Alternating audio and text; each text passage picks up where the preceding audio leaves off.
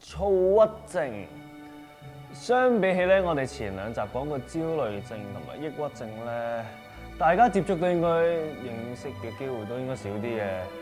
哇！講經咩？唔好講咁多位啦。我就連拍呢集之前，我都係第一次聽。唔好話在座各位啊，我根本都唔識。中意呢條片嘅你記得 like 同 share。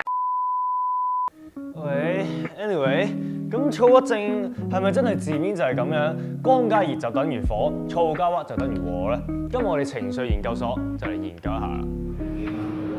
喂 Paco 哥，其實呢段唔使攞住張紙喎。冇事，我覺得我咁樣攞翻住拼翻，我覺得有啲好笑。OK。係，早晨，蘇姑娘。咁我哋就廢話唔多講啦。咁我哋就問下躁鬱症。咁首先第一個問題就係點解會患上躁鬱症？躁鬱症咧，其實同壓力啦，或者係可能細個嘅時候有一啲童年創傷都有關嘅。咁不過咧，我哋好單一嘅壓力咧，其實未必會引發到躁鬱症嘅，因為始終躁鬱症係講緊包括要有躁狂啦，同埋抑鬱咧，可能講緊都係一個比較嚴重少少嘅精神狀態嚟嘅。咁抑鬱症加埋躁狂症就係躁鬱症。呢個都係好多人可能就會將兩樣嘢就咁拍埋嘅。咁但係咧，如果真係喺一個診斷上面層面嚟講啦，其實躁鬱症咧主要分咗兩類型嘅。第一個類型咧，其實就係講緊佢會經歷一個好狂躁嘅狀態，咁咧係持續大概1個禮拜或以上噶啦。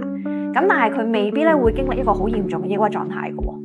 咁但係第二型咧反而就調翻轉嘅，佢可能經歷咗一次好嚴重嘅抑鬱，但係佢又未必會經歷一個好嚴重嘅狂躁狀態。咁所以兩個狂躁啦同埋抑鬱都未必係會同時出現嘅。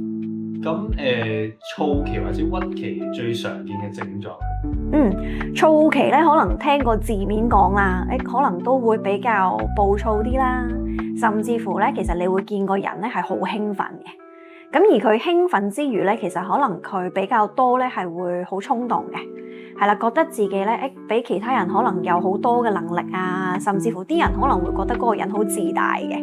咁但係如果佢一衝動起上嚟咧，其實佢就會有好多會影響到佢一啲諗法上，可能譬如一啲判斷啊，或者一啲決策嘅能力。咁所以成日聽咧就係話，躁狂嘅人咧會做一啲好衝動嘅行為，例如係咩咧？就係過度消費。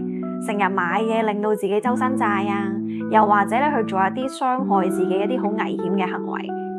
咁而鬱嗰邊嘅狀態咧，其實就同抑鬱症都有啲似嘅，即係講緊可能佢會瞓得好差啊，個人好唔開心啊，冇乜動力啊，呢啲都係常見躁鬱症嘅時候會出現嘅。哦，所以就躁鬱症就易破產啊。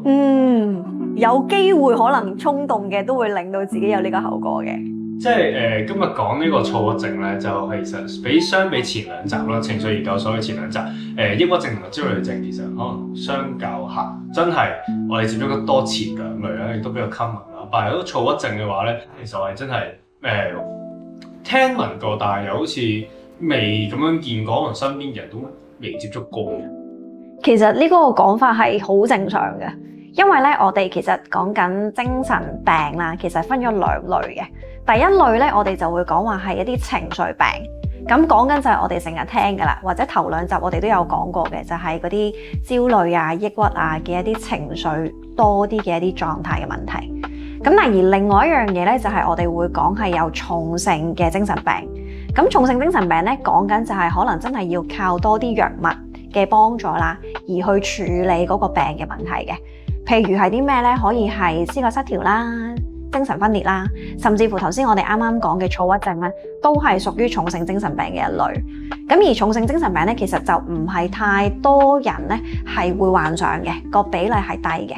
咁不過點解我哋都會聽到呢一樣嘢，就係因為呢一類嘅人咧，通常就係要去醫院嗰邊去攞藥去睇醫生。咁所以可能坊間咧，我哋接觸得到比較多呢一類型嘅人就係咁解。但係實際上其實未必太多人會有呢一個診斷嘅。好，今集就講完躁鬱症啦。咁1連3集嘅情緒研究所亦都係就此完畢嘅。而今日咧，我亦都想趁呢個機會同大家講多少少嘢啦。其實大眾對於情緒病嘅偏見啦，甚至對患者嘅影響咧，我哋都計算唔到啊。因此咧，我哋拍情緒研究所嘅目的就係希望大家能夠理解情緒病，多一份理解少一份偏見。其實對於患者嚟講，佢不單止要承受病帶嚟嘅痛苦，甚至佢仲要承受住旁人帶嚟嘅冷眼同偏見，其實好痛苦啊！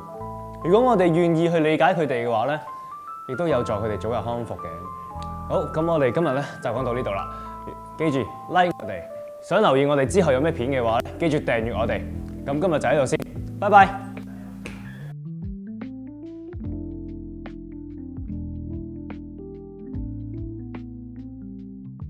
中意呢條片嘅你記得 like 同 share，仲要 like 我哋嘅 Facebook，follow 我哋嘅IG 同埋 subscribe 我哋嘅 YouTube channel 啊！我哋下條片再見，拜拜。